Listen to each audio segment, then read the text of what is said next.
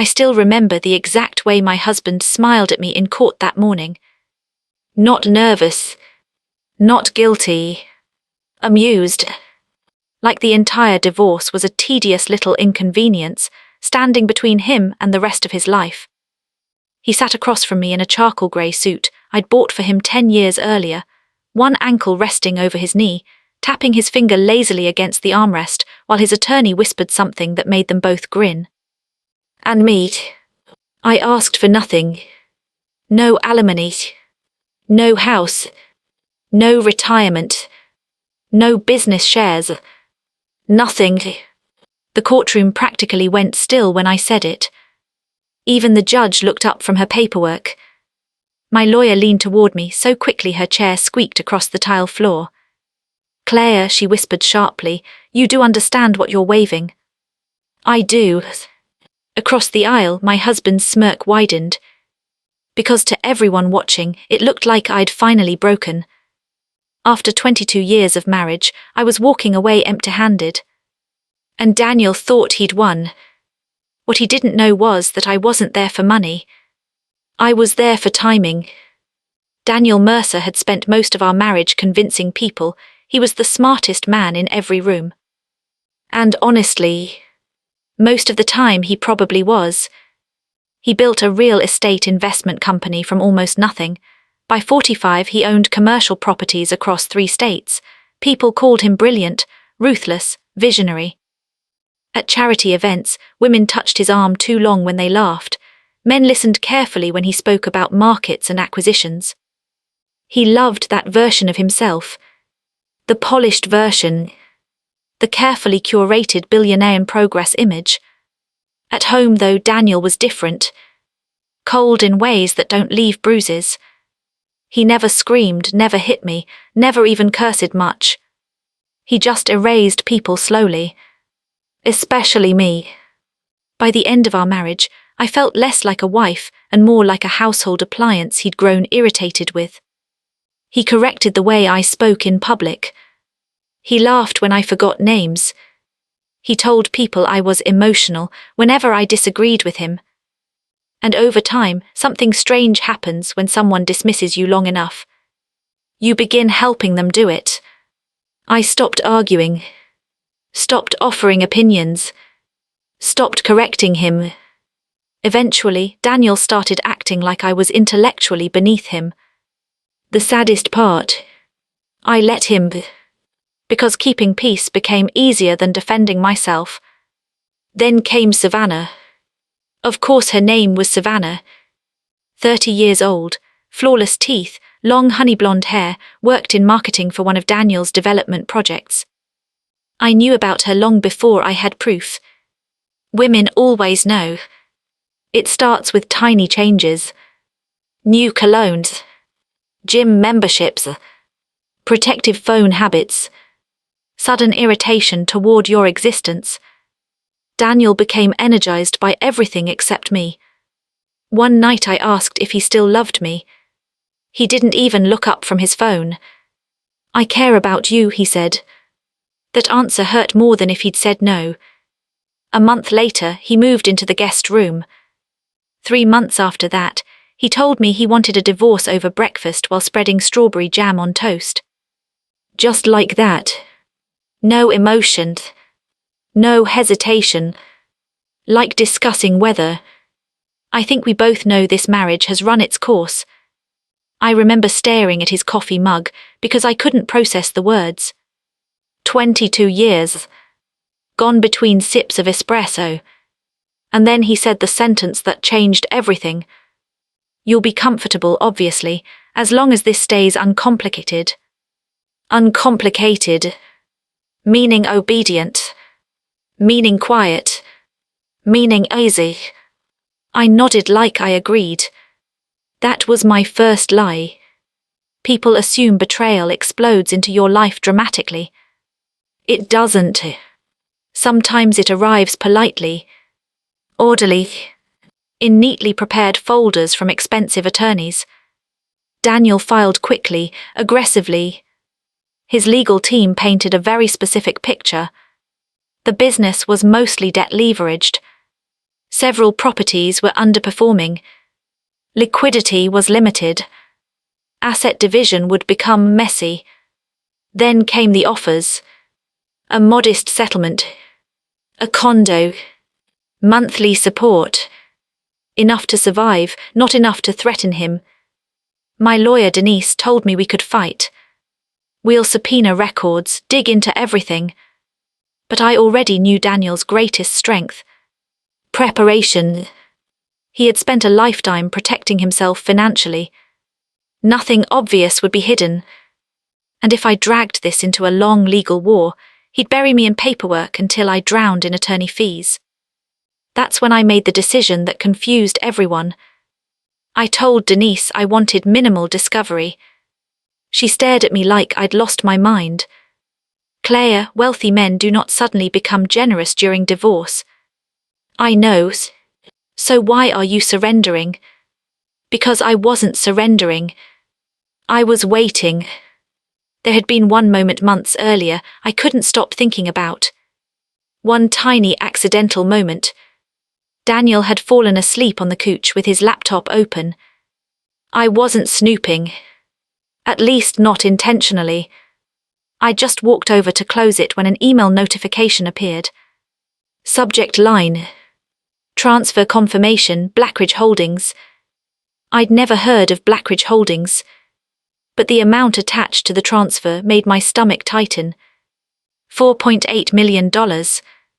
I remember staring at the screen while my pulse thudded in my ears. Then Daniel woke up, and the look on his face when he saw me near that laptop. Pure panic. Not annoyance. Not anger. Fear. The next morning the email was gone. A week later so was the laptop. And that was when I knew. Daniel was hiding something big. Most people underestimate middle-aged women, especially wealthy husbands. By 50, we become invisible to men like Daniel. Harmless, predictable, forgettable. That invisibility became my greatest advantage. Because while Daniel assumed I was emotionally collapsing, I was quietly learning. Researching shell corporations, property transfers, tax shelters, offshore movement. I spent hours at the library because Daniel monitored shared internet accounts. The librarians probably thought I was writing a thesis on financial crime. That's where I met Martin. Retired forensic accountant, 68 years old, divorced twice, constantly smelled like peppermint gum and old paperbacks. He noticed the stack of books beside me one afternoon. You either married badly, he said, or you're planning a felony. I laughed for the first time in weeks. Eventually I told him everything. Not the affair, not the heartbreak. The finances, the strange company, the transfer. Martin became very quiet. Then he asked, did you ever see incorporation records? No. Tax forms? No. Any signatures? Just the email. He leaned back slowly. That's enough to start. Over the next 3 months, Martin taught me things I never imagined understanding. How money disappears legally. How rich men bury ownership. How shell companies operate. And eventually, how careless ego makes people sloppy. Daniel's mistake wasn't hiding money. It was believing nobody around him was smart enough to look. We found Blackridge Holdings registered through another LLC in Wyoming. Then another in Delaware. Layer after layer. But hidden ownership leaves fingerprints. Property taxes, filing fees, signature overlaps. Martin called me one night sounding almost excited. I found something. I drove to his house shaking. There, spread across his dining table, were documents connecting Blackridge Holdings to a luxury commercial property in Miami. A property Daniel claimed had been sold 2 years earlier at a massive loss. Except it hadn't been sold. It had been transferred. Quietly. To a holding company. One secretly controlled by him. I sat down because my knees nearly gave out. How much is it worth? Martin looked at me carefully. About 12 million. I honestly thought I might vomit. Not because of the money. Because of the cruelty.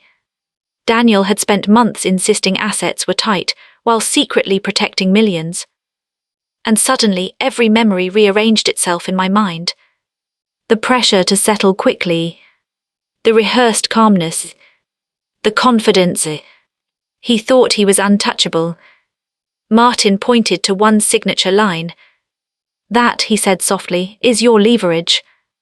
I stared at the document. Daniel had signed personally during a transfer he'd claimed never existed. One signature. One mistake. One lie big enough to destroy him in court. Denise nearly dropped the papers when I showed her. Where the hell did you get this? I had help. She spent 20 minutes reading every page twice. Then she looked at me differently. Not pitiful anymore. Respectful. This changes everything. But I surprised her again. I don't want to submit it yet. Her eyebrows shot upward. Claire, I want him comfortable. Why? Because arrogant people confess with their behavior. And Daniel was getting reckless. Savannah had moved into his penthouse before the divorce was finalized. He bought a new Aston Martin. Started posting vacation photos online. Took investors to 5-star resorts. Meanwhile, in court filings, he still claimed financial strain. Denise finally understood my strategy. You want him to lie under oath first. Exactly. So I stayed quiet. Every hearing, every mediation session, every negotiation. I acted defeated. Daniel became bolder each time. At one point, he actually laughed during settlement discussions. Claire was never interested in finances, he told the mediator. She trusted me with everything. I kept my expression neutral. Inside, something cold was hardening. Not rage anymore. Clarity. The final hearing arrived 6 months later. And Daniel walked in convinced he'd won. Savannah was there too, sitting in the back row wearing cream-colored designer heels and the expression of someone already redecorating another woman's life. Daniel barely looked at me. That hurt more than the affair ever did. 22 years together reduced to indifference. When the judge asked whether we'd reached final terms, Denise stood. My client waives claim to spousal support and primary marital assets. Daniel's attorney looked delighted. Then Denise added. However, before finalization, we request admission of newly discovered financial evidence. That got everyone's attention. Daniel frowned for the first time all morning. Denise continued calmly. We are also requesting the court appoint an independent forensic investigator regarding potential concealment of marital assets and fraudulent disclosures. Daniel's face changed instantly. I'll never forget it. The exact second confidence turned into fear. Your Honor, his attorney interrupted quickly, we object to this ambush. But then the courtroom doors opened, and the investigator walked in carrying 3 thick binders. Daniel went pale. Actually pale. Not metaphorically. His skin lost color so fast it frightened me. Because he recognized the binders. He knew what was inside them. The investigator sat down and began distributing copies. Page after page. Transfers. Shell corporations. Hidden holdings. False disclosures. And finally, the Miami property signature. The one document he thought nobody would ever find. The judge adjusted her glasses slowly as she read. Then she asked the question that shattered him. Mr. Mercer, did you knowingly fail to disclose these assets to the court? Silence. Daniel looked at his attorney. Then at me. And for the first time in over 20 years, he looked uncertain. Small. Human. Savannah quietly stood and walked out before he answered. I watched her leave without feeling anything at all. Daniel opened his mouth twice before speaking. It's complicated. The judge's expression hardened immediately. Wealthy men always think rules become flexible if they use enough polished language. But fraud is still fraud. Even in expensive suits. The hearing lasted 4 more hours. By the end of it, Daniel's smirk was gone. So was his composure. The judge ordered immediate forensic review of all disclosed assets and postponed final settlement indefinitely pending investigation. His attorney looked furious. Not at me. At him. Because lawyers hate surprises from their own clients. Outside the courthouse, reporters had somehow already appeared. Financial fraud tied to a wealthy developer spreads fast. Daniel tried approaching me near the courthouse steps. Claire. I kept walking. Claire, please. I turned then. And the expression on his face shocked me most. Not anger. Desperation. You don't understand what this could do. I stared at him for a long moment. Then I said quietly, No, Daniel, you just realized I understand exactly what it could do. And I walked away. The investigation destroyed him slowly. That's the thing about powerful people. They rarely collapse all at once. First come the whispers. Then the investors pull back. Then the audits begin. Then longtime friends stop calling. 3 additional hidden entities surfaced within 2 months. One involved undeclared overseas accounts. Another connected to tax discrepancies. Daniel wasn't criminally charged in the end, but the financial penalties alone were catastrophic. His company survived technically, but barely. Several partners forced him out quietly to contain reputational damage. Savannah disappeared almost immediately. Apparently loyalty has limits when subpoenas arrive.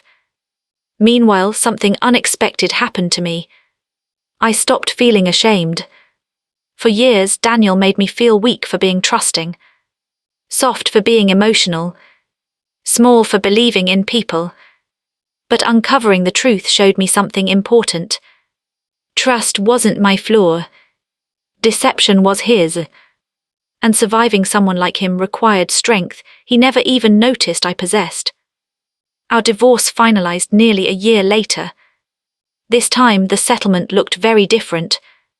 The judge awarded me a substantial percentage of recovered marital assets, additional penalties related to non-disclosure, and ownership of 2 investment properties Daniel had tried hardest to protect. Denise later told me the judge was particularly offended by the deliberate concealment. Apparently judges dislike being lied to. Who knew? The funniest part. By the end, I genuinely no longer cared about revenge. Not really. Because the moment that stayed with me wasn't the ruling. It wasn't the money. It wasn't even watching Daniel panic in court. It was something much smaller. A week after the final settlement, I ran into one of Daniel's former business associates at a coffee shop. He recognized me immediately. You know, he said carefully, Daniel always told everyone you wouldn't survive without him. I smiled. Because for the first time in decades, I realized I already had. 3 months after the divorce finalized, I changed my phone number. Not because Daniel kept calling. He didn't. Men like him only chase you when they think they still own part of you. Once the court stripped away his control, and most of his reputation, he disappeared into silence. No apologies. No accountability. No dramatic speech about regret. Just silence. And somehow that hurt less than I expected. What did surprise me was how lonely freedom felt at first. People never talk about that part. Everyone imagines revenge gives you closure instantly. That the courtroom victory becomes this cinematic ending where music swells, and suddenly your whole life makes sense again. Real life doesn't work like that. Real life is waking up at 51 in a quiet condo, staring at boxes you still haven't unpacked, realizing you no longer know who you are without 22 years of survival mode. For months after the divorce, I kept expecting criticism that never came. I'd cook dinner and brace for Daniel's voice correcting the seasoning.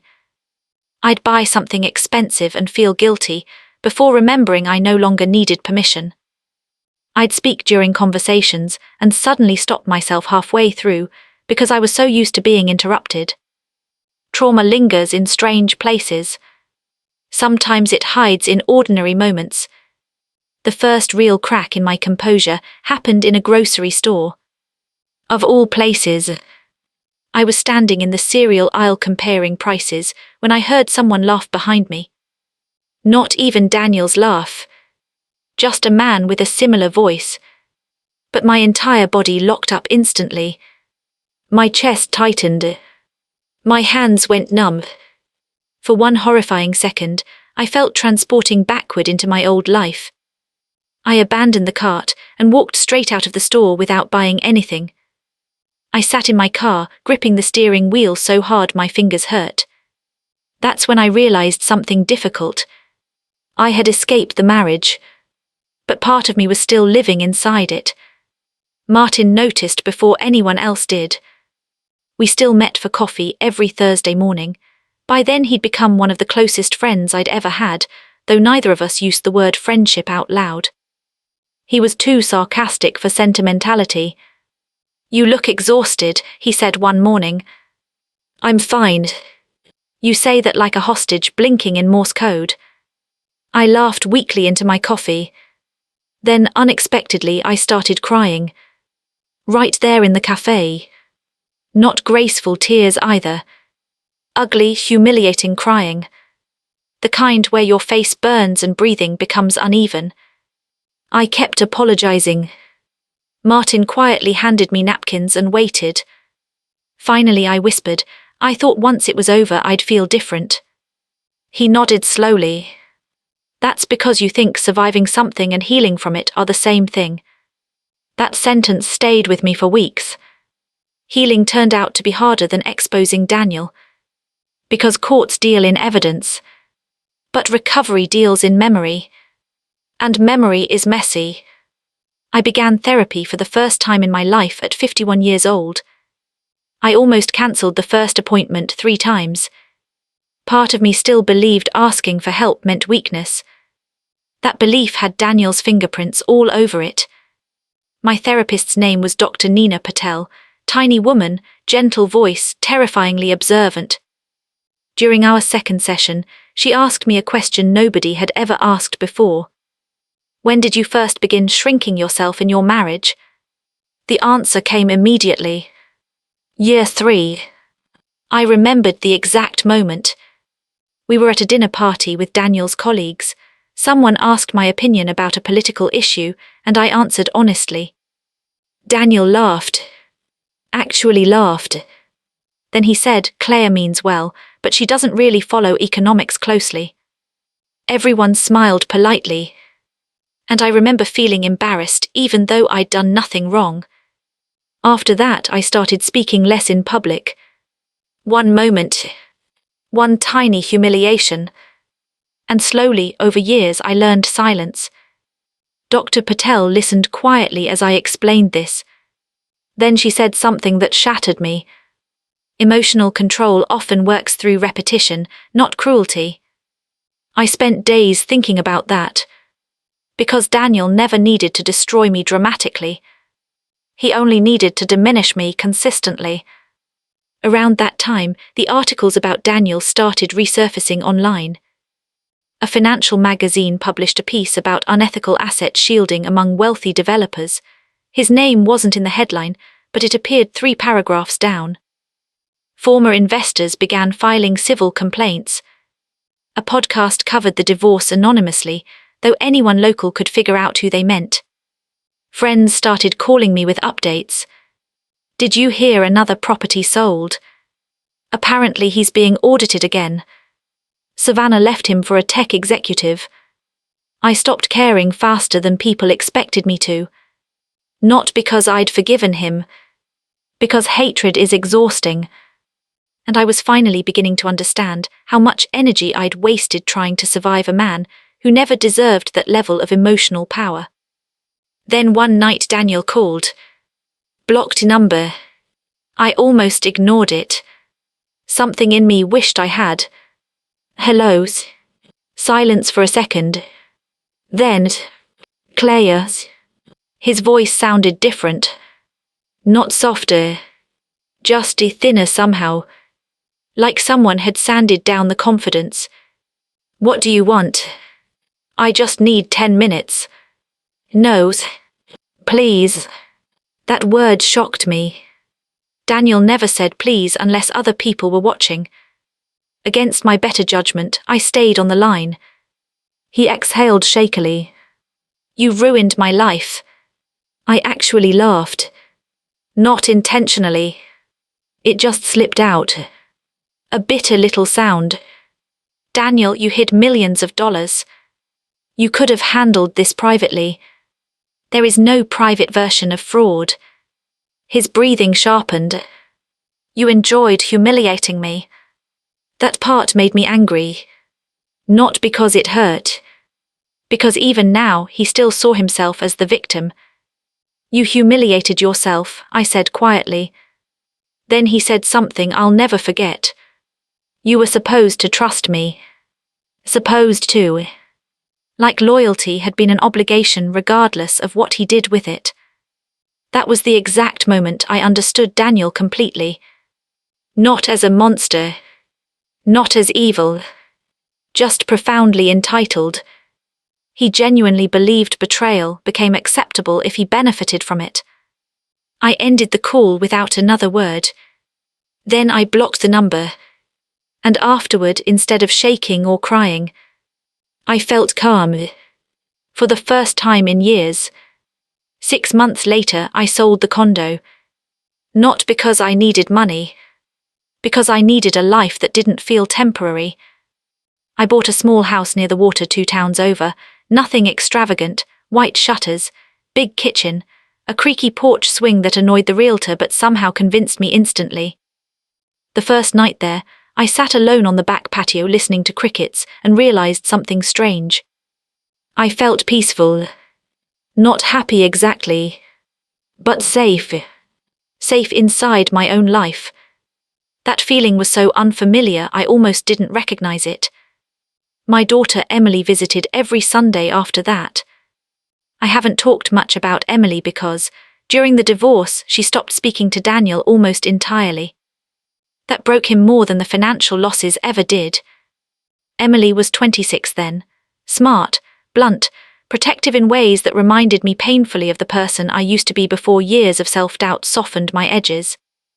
One evening while helping me unpack boxes, she suddenly asked, "Why did you stay so long?" No judgment in her voice. Just genuine confusion. And honestly, that question haunted me too.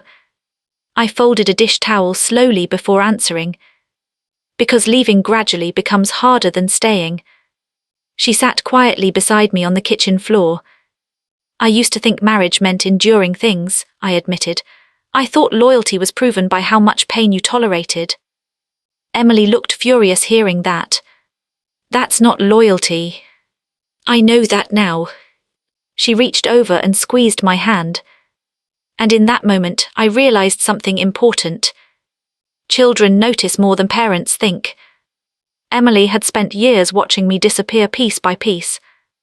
And now she was watching me return. A year after the divorce, I ran into Savannah unexpectedly. I wish I could say it happened somewhere glamorous. It was at Home Goods. She looked startled seeing me. So was I. Up close she seemed different than I remembered, less polished, more nervous. She hesitated before speaking. Claire's highs. Highs. Awkward silence stretched between us beside discounted lamp displays. Then she surprised me completely. I didn't know, she blurted out. I frowned slightly. About the money, the lies, any of it. And weirdly, I believed her. Because predators rarely use only one victim. Savannah looked embarrassed. He told me you were cold, controlling, that you didn't support him. I almost smiled at that. Classic Daniel. Women are either saints serving him or villains failing him, nothing in between. She swallowed hard. I'm sorry. And to my own astonishment, I felt no anger toward her anymore. Just tiredness. I know, I said gently. Her eyes filled suddenly. You were nicer to me just now than he's been to anyone in months. That sentence followed me home, because it confirmed what I'd finally learned. People like Daniel eventually turn into the emptiness they create. And no amount of money protects them from that. 2 years after the courtroom hearing, Martin died. Heart attack. Quick, the doctors said. As if quick makes grief easier. At the funeral, I sat in the back clutching tissues, while people shared stories about his sarcasm, generosity, and impossible trivia knowledge. I cried harder than I expected. Because Martin had met me during the worst season of my life, and instead of treating me like a broken woman, he treated me like a capable one. That changed everything. After the service, his daughter approached me. You're Claire. I nodded. She smiled softly. Dad talked about you all the time. That startled me. He did. He said helping you reminded him that intelligent women spend too much time doubting themselves. I cried all over again after hearing that. These days my life is smaller than it used to be. And infinitely better. I garden. I host Sunday dinners. I sleep peacefully. Sometimes I still catch myself apologizing unnecessarily. Sometimes crowded courtrooms on television make my stomach tense. Healing isn't linear. But I'm no longer surviving my life. I'm living it. And occasionally, usually late at night, I think back to that courtroom. To Daniel smirking beside his attorney, believing I was weak because I asked for nothing. What he never understood was this. Women who have spent years underestimated become very dangerous once they finally remember their own intelligence. And the investigator walking through those courtroom doors. That wasn't the moment my husband lost. It was the moment I stopped losing myself. About 3 years after the divorce, I made the mistake of Googling Daniel. I don't recommend doing that with people who once broke you. Nothing good ever comes from searching for ghosts. It happened accidentally at first. Emily had mentioned that one of Daniel's former business partners was under investigation, and curiosity got the better of me late one night. So I typed his name into the search bar. And there he was. Older, thinner, still handsome in the sharp, carefully maintained way powerful men often are. But the articles beneath his photo told a different story. Former developer faces additional civil litigation. Mercer Holdings restructures amid financial decline. A luxury project delayed after investor withdrawal. It wasn't total ruin. Men like Daniel rarely fall completely. They know too many people, hide too much money, protect themselves long before consequences arrive. But the empire had cracked. And for someone like Daniel, public weakness was its own kind of destruction. I stared at the screen longer than I should have. Then I closed the laptop and sat quietly in the dark kitchen, surprised by the emotion rising in my chest. Not satisfaction. Grief. Because for years I had loved that man. Really loved him. And sometimes healing means admitting the truth fully, not only what someone did to you, but also what you once hoped they could be. That realization hurt in a cleaner way than betrayal. Less sharp. More honest. A few weeks later, Emily called me in tears. At first I thought something terrible had happened to her. Mom, she said shakily, Dad contacted me. I went still immediately. Emily hadn't spoken to Daniel in almost 2 years outside of brief birthday texts. She rarely answered. What did he say? He wants to meet. And Long silence. Then, I don't know what to do. That's the difficult thing about complicated parents. Even after damage, part of you still wants them to become who they should have been. I understood that feeling better than anyone. When did he call? I asked. Last night. How did he sound? Emily hesitated. Lonely. That word sat heavily between us. Because loneliness had always terrified Daniel more than failure ever did. She agreed to meet him for coffee the following Sunday. Afterward, she came straight to my house. The second she walked through the door, I knew it had gone badly. Not explosive. Worse. Disappointing. She sat at my kitchen table staring at her untouched tea. He talked about himself the entire time. I said nothing. He said everyone abandoned him after the investigation, that people he trusted betrayed him, that his reputation was unfairly destroyed. I closed my eyes briefly. Classic Daniel. Even now, the tragedy in his mind remained his own suffering. Did he apologize? I asked quietly. Emily laughed bitterly. He said he regretted how things unfolded. Not the same thing. Not even close. There's a particular language selfish people use when they want forgiveness without accountability. Regret how things unfolded. Mistakes were made. The situation became painful. Passive phrases designed to avoid ownership. Emily looked at me with tears gathering again. I kept waiting for him to ask how I was. But he hadn't. Because Daniel loved people most when they reflected admiration back at him. Once they required emotional responsibility, he withdrew. I reached across the table and squeezed her hand. This isn't your fault. I know, her voice cracked. I just wanted one normal conversation with my dad. That sentence broke my heart more than anything Daniel ever did to me personally. Because children carry wounds differently. They keep hopping longer. That night after Emily left, I sat on my porch swing thinking about forgiveness. People romanticize forgiveness constantly, as if it's some holy finish line enlightened people eventually reach. But real forgiveness is messier than that. Sometimes it doesn't arrive dramatically. Sometimes it simply becomes exhaustion. The anger fades because carrying it becomes too heavy. Not because the damage disappeared. I didn't hate Daniel anymore.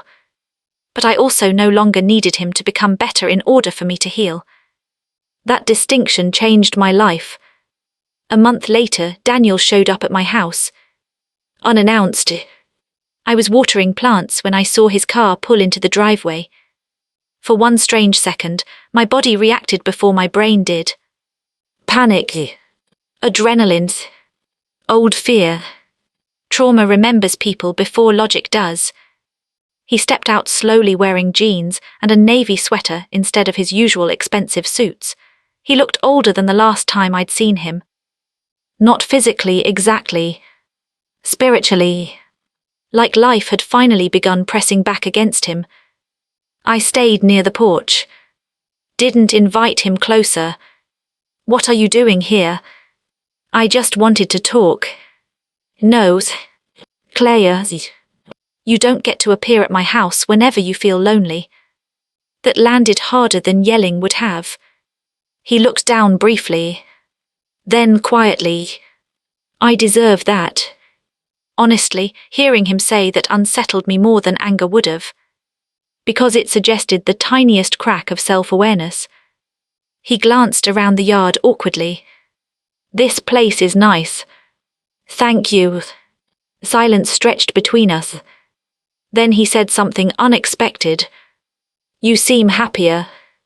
I almost answered automatically. Politeness conditioned over decades. But instead I told the truth. I am. He nodded slowly like that answer physically hurt. And maybe it did. Because controlling people often convince themselves you cannot survive without them. Watching you thrive becomes proof they were never as necessary as they believed. Finally he looked at me directly. I know I can't fix what happened. No, I said calmly, you can't. Another silence. Then, I wasn't good to you. There it was. Small, late, incomplete. But real. I studied his face, carefully trying to decide whether I believed him. And strangely, I did. Not because he'd transformed. People like Daniel rarely change entirely. But consequences had finally forced him into proximity with himself. And apparently he didn't like what he found there. You made me feel invisible, I said quietly. His eyes closed briefly. I know. No, I don't think you do. That strung him. Good. Because some truths deserve sharp edges. I continued before he could interrupt. You didn't just lie about money, Daniel. You spent years teaching me my thoughts mattered less than yours, my voice mattered less, my presence mattered less. He looked genuinely shaken hearing it aloud. I never meant. I know that's part of the problem. Cruelty without self-awareness is still cruelty. Maybe worse. We talked for nearly 40 minutes. Mostly about practical things. Emily, the house, his health. Apparently stress had triggered high blood pressure and insomnia. His business still existed, but in a drastically reduced form. At one point he looked around the yard again and said softly, You built a nice life. And for the first time in years, I didn't hear condescension in his voice. Only regret. Before leaving, he hesitated near his car. Then, I really did love you, Claire. I surprised both of us by answering honestly. I know you did. Because love and damage are not opposites. Some people love you deeply and still harm you terribly. That's what makes leaving so confusing. He swallowed hard. I'm sorry. This time he said the actual words. Not polished lawyer language. Not strategic phrasing. Just sorry. I nodded once. Then he left. And afterward, I sat on the porch for a very long time feeling something unexpected. Not closure. Something quieter. Acceptance. A year later, I started dating someone. Even typing that sentence in my journal felt absurd at first. His name was Julian. History teacher, widower, terrible at texting, excellent at making soup. We met at a community fundraiser after arguing over whether a silent auction painting was overpriced. For months I kept waiting for hidden manipulation to appear. The subtle criticism, the emotional withdrawal, the need for control. Instead, Julian did strange things like ask my opinion and genuinely listen, apologize immediately when wrong, remember small details I mentioned casually. Once during dinner, I realized I'd spoken uninterrupted for nearly 10 minutes. 10 full minutes. No correction. No dismissal. No patronizing smile. I almost cried over pasta. That's the horrifying thing about emotional erosion. You don't realize how starved you've become until someone feeds you kindness consistently. One evening Julian asked carefully about my marriage. Not gossiping. Not prying. Just wanting to understand me. So I told him the truth. Not only the fraud or affair. The quieter parts. The shrinking. The self-doubt. The loneliness inside the marriage. When I finished, he looked genuinely sad. Claire, he said softly, you spent years apologizing for taking up space. That sentence hit me so hard I had to look away. Because he was right.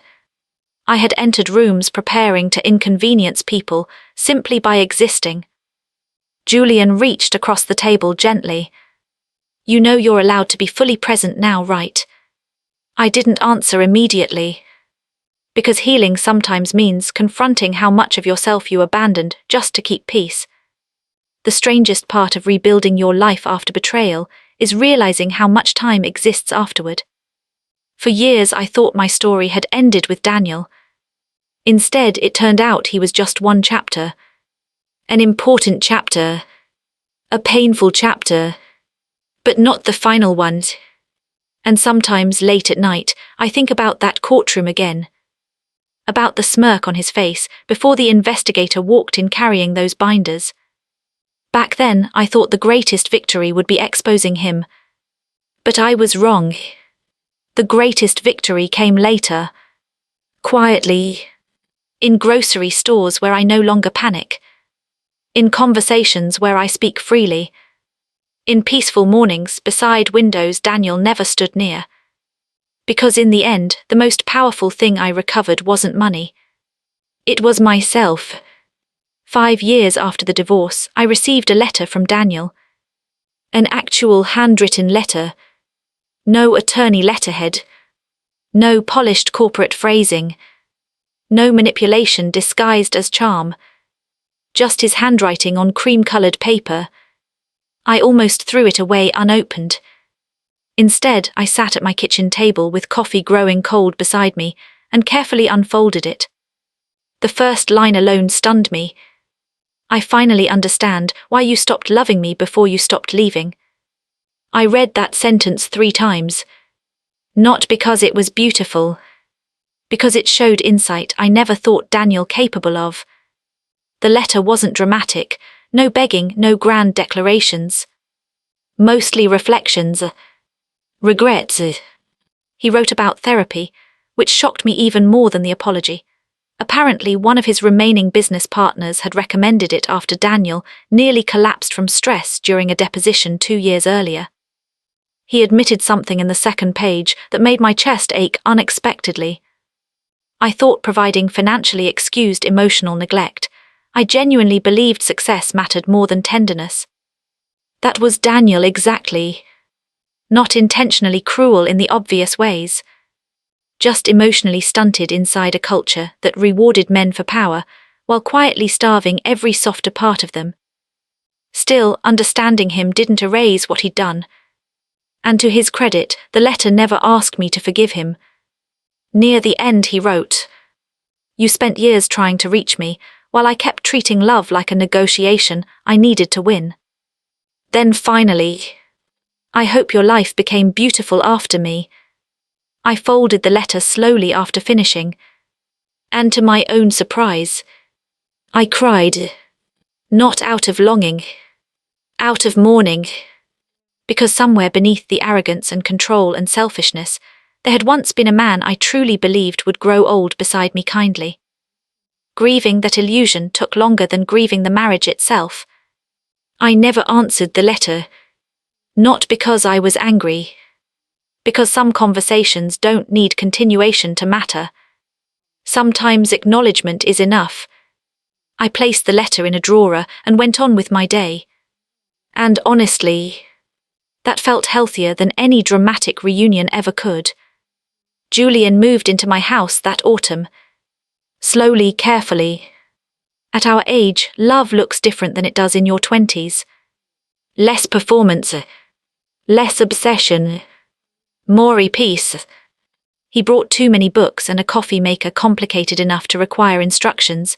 He hummed while cooking, fell asleep during documentaries, talked to my plants like they were co-workers. Ordinary things. Beautiful things. One night while we cleaned up after dinner, he wrapped his arms around my waist casually and kissed my shoulder. And suddenly I started crying. Poor man nearly panicked. "What happened? Are you okay?" I laughed through tears. "Yes." "Then why are you crying?" Because nobody had touched me gently in years without wanting something in return. Because safety still felt unfamiliar enough to break my heart a little. I didn't know how to explain that fully. So I just whispered, "I'm happy." And he held me tighter. Emily got married the following spring. Small ceremony by the lake. String lights in the trees. Wildflowers everywhere. The kind of wedding focused more on warmth than appearances. She asked me to walk her down the aisle. Not because Daniel was absent. because she wanted me beside her. I nearly lost composure immediately when she told me. The morning of the wedding, while helping her with earrings, she suddenly looked at me in the mirror and said, "You know what the best part of all this is?" "What?" You laugh differently now. That hit me harder than any compliment ever could. Because she remembered the version of me before survival hollowed things out. And apparently she could see the difference. Daniel attended the wedding quietly. That surprised everyone. He stayed in the background, didn't drink much, didn't make speeches, didn't try turning himself into the emotional center of the day. Honestly, I respected that. At one point during the reception, our eyes met briefly across the dance floor. No bitterness, no longing, just history. Later that evening, while Julian and I were leaving, Daniel approached us near the parking lot. Julian tensed beside me slightly. Old instincts. But Daniel simply extended his hand politely. "You must be Julian." Julian shook it cautiously. Then Daniel looked at me. "You look good, Claire." For the first time in my life, those words carried no ownership behind them. Only observation. "Thank you," I said softly. He nodded once and stepped away. And strangely, that moment healed something small inside me. Not because Daniel approved of my happiness. Because he finally understood it no longer belonged to him. A few months later, Martin's daughter invited me to speak at a women's financial literacy event in his honor. At first I refused immediately. Public speaking sounded horrifying. But she insisted. "My dad would have bullied you into doing it." Honestly, fair point. So I agreed.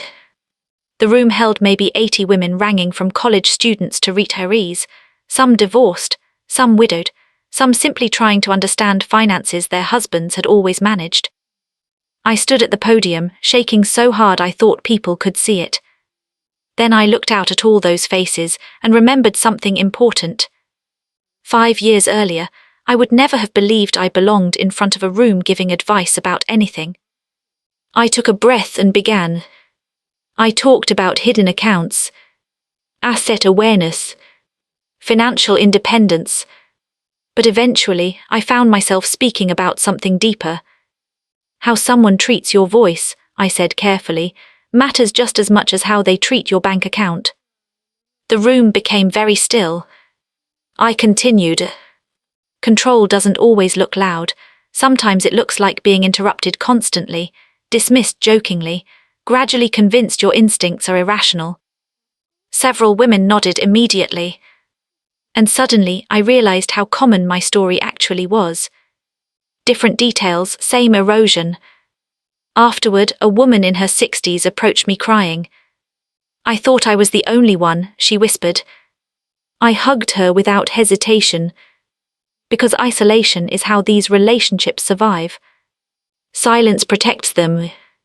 And maybe that's why I finally started telling the truth openly. Not for revenge anymore. For recognition. That winter, Daniel suffered a minor stroke. Emily called me from the hospital waiting room sounding shaken. "He's okay," she said quickly. "The doctors caught it early." Still, hearing the news rattled me more than I expected. Mortality complicates old anger. Julian offered to drive me to the hospital, but I declined. Instead, I visited alone the next afternoon.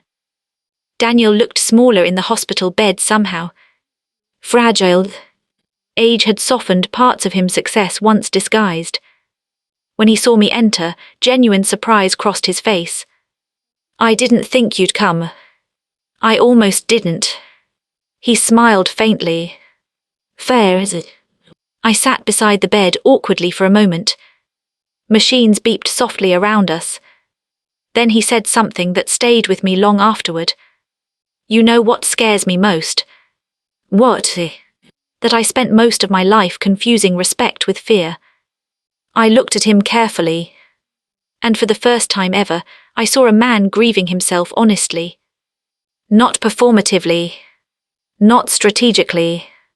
Just honestly. I think, he continued quietly, I thought being needed was the same thing as being loved. That one hurt, because it explained so much. His control, his ego, his panic when people left. Underneath everything, Daniel had built his identity around usefulness and power because genuine emotional intimacy terrified him. I reached over instinctively and adjusted the blanket slipping off his arm. A tiny gesture. One human being helping another. He looked at my hand and laughed softly. After everything, you're still kinder than me. I smiled sadly. No, Daniel, I just stopped letting your behavior decide who I was. Tears filled his eyes then. Real ones. And somehow that felt more tragic than satisfying. Daniel died 18 months later. Massive heart attack. Quick again, the doctors said. Emily called me at 2:14 in the morning. For a long time after hanging up, I sat awake beside Julian listening to the silence in the house. I expected rage, relief, closure. Instead, I felt something simpler. The end of a story. At the funeral, people described Daniel the way powerful men are often described after death. Brilliant, driven, complicated, all true, but incomplete. Because the most honest version of someone usually exists privately inside the people who loved them hardest. And I had loved him hardest. After the service, Emily slipped her hand into mine. You okay? I looked toward the rain-covered cemetery and thought about courtrooms and lies and apologies and years wasted shrinking myself for a man who never learned how to hold love gently until it was almost too late. Then I thought about my porch swing, my gardens, Julian asleep beside me every night, the woman I had slowly become afterward. And finally I answered truthfully, yes, because I was. Not because the pain never existed, but because it no longer owned me. A week after Daniel's funeral, I found myself standing in the attic with a cardboard box balanced on my knees. Rain tapped softly against the roof, while dust floated through thin afternoon light. Emily sat nearby sorting through old photo albums we'd brought back from Daniel's house after the estate lawyers finished inventory. It was strange going through the remains of someone who once dominated your entire emotional world. In the end, a life becomes objects. Watches, receipts, letters, photographs, evidence that a person existed at all. Emily held up an old vacation picture and laughed softly. Oh my God, remember Dad's obsession with those ridiculous silk shirts? I smiled before I could stop myself. The photo showed Daniel at 35 standing on a beach in Florida wearing a bright blue shirt patterned with palm trees, one arm around me, the other holding a drink he probably paid too much for. And the strange thing was, we looked happy. Not performative happy. Actually happy. That's what makes grieving complicated people so confusing. The bad doesn't erase the good. The good doesn't excuse the bad. Both things sit together inside memory, refusing to simplify themselves. Emily studied the photo for another moment. You know, she said quietly, I think he really did love us.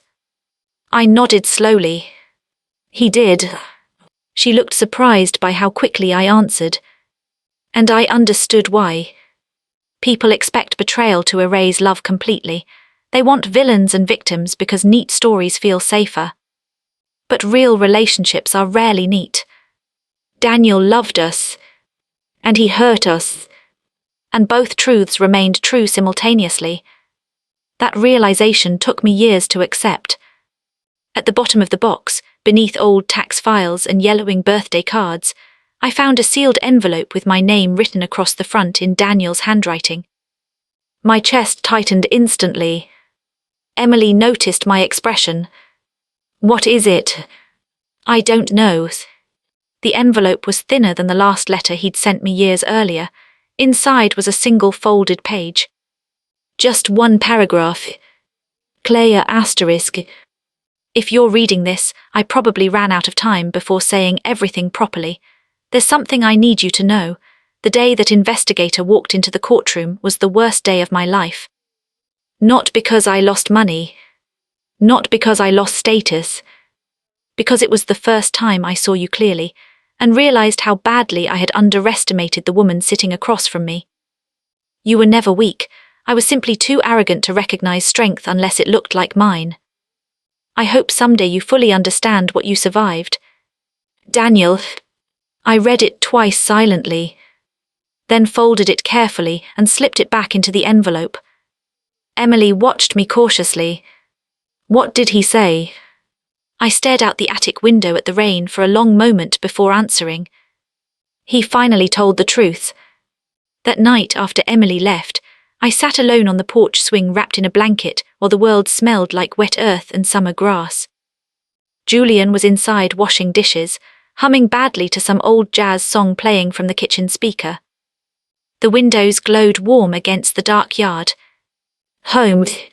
Real homes. Not the kind built from appearances or fear or performance. The kind built from peace. And as I sat there listening to the quiet creak of the swing beneath me, I thought about the woman I used to be. The woman in that courtroom years ago. Hands folded tightly in her lap, husband smirking across the aisle, everyone assuming she was broken because she asked for nothing. I wish I could reach back through time and speak to her. I'd tell her this. You are not hard to love. You are not foolish for trusting people. You are not weak because someone failed to value your kindness. And most importantly, surviving betrayal does not make you ruined. Sometimes it introduces you to yourself for the very first time. The funny thing is, when my divorce started, everyone thought the story was about revenge. About hidden money. Courtrooms. Humiliations. Winning. But they were wrong. That was never the real story. The real story was about a woman slowly remembering she had a voice after spending years being taught not to use it. And honestly, that victory mattered far more than any settlement ever could. I leaned back against the porch swing and closed my eyes as warm light spilled from the kitchen windows behind me. Then Julian opened the screen door. You coming inside? In a minute. He smiled softly. I'll save you dessert.